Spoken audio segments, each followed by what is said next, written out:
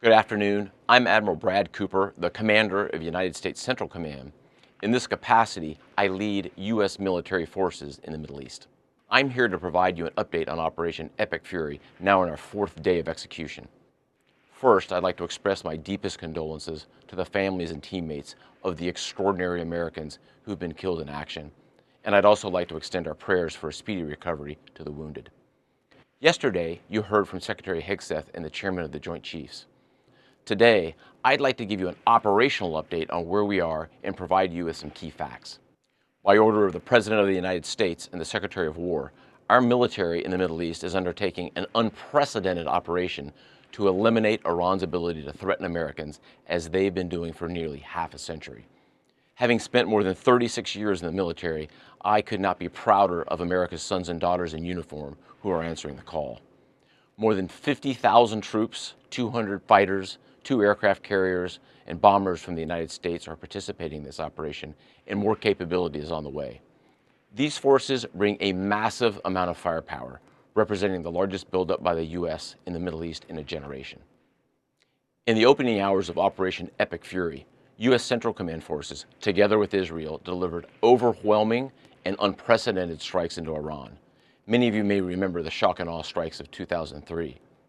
The first 24 hours of this operation were nearly double the scale, and we continue with 24/7 strikes into Iran from seabed to space and cyberspace. Now, we're less than 100 hours into this operation, and we've already struck nearly 2,000 targets with more than 2,000 munitions. We have severely degraded Iran's air defenses and destroyed hundreds of Iran's ballistic missiles, launchers, and drones. And in simple terms, we're focused on shooting all the things that can shoot at us. Our B-2 bombers and B-1 bombers have executed uncontested surgical strikes against multiple missile facilities deep inside Iran.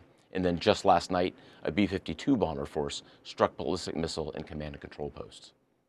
We are also sinking the Iranian Navy, the entire Navy. Thus far, we've destroyed 17 Iranian ships, including the most operational Iranian submarine that now has a hole in its side. For decades, the Iranian regime has harassed international shipping.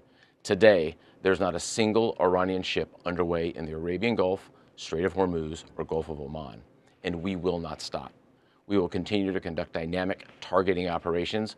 We're hunting Iran's last remaining mobile ballistic missile launchers to eliminate what I would characterize as their lingering launch capability. Now, in retaliation, the Iranian regime has launched over 500 ballistic missiles and over 2,000 drones. To be clear, Iran is indiscriminately targeting civilians as they launch these missiles and drones. You've seen it on TV. The evidence is crystal clear and overwhelming. Having said this, we are seeing Iran's ability to hit us and our partners is declining, while our combat power, on the other hand, is building. And my overall operational assessment is that we are ahead of our game plan. Along the way, every single branch of our military is achieving unprecedented success. I'll talk about just a few of them. Our naval forces have deployed multiple waves of cruise missiles, obliterating Iranian command and control and air defense capabilities. From 2 aircraft carrier strike groups, we're squeezing Iran from the sea and have them backed into their own ports. U.S. air forces are doing what they do best, executing a high volume of airstrikes right into Iran. Operationally, the 2 most powerful air forces in the world, the U.S. and Israel, are dominating the skies of the world's largest state sponsor of terror. Our U.S. Army soldiers are defending ourselves and our partners, and in a historic first, the U.S. Army fired long-range precision strike missiles called PRISMs in combat, providing an unrivaled deep strike capability. Also, for the first time, U.S. Central Command's drone task force, called Task Force Scorpion Strike, launched countless one-way attack drones, achieving massive effects. I'd like to point out these drones were originally an Iranian design. We took them back to America, made them better, and fired them right back at Iran. I just could not be prouder of our men and women in uniform, leveraging innovation to create dilemmas for the enemy.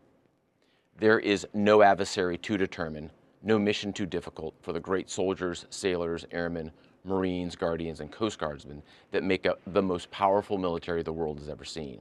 Our military objectives are crystal clear, and our people are executing an immensely complex and historic mission with relentless lethality, conviction, and professionalism. And we've just begun. but I have the utmost confidence that we, alongside our partners, will absolutely achieve our military objectives. To all our warriors, Godspeed. Thanks so much.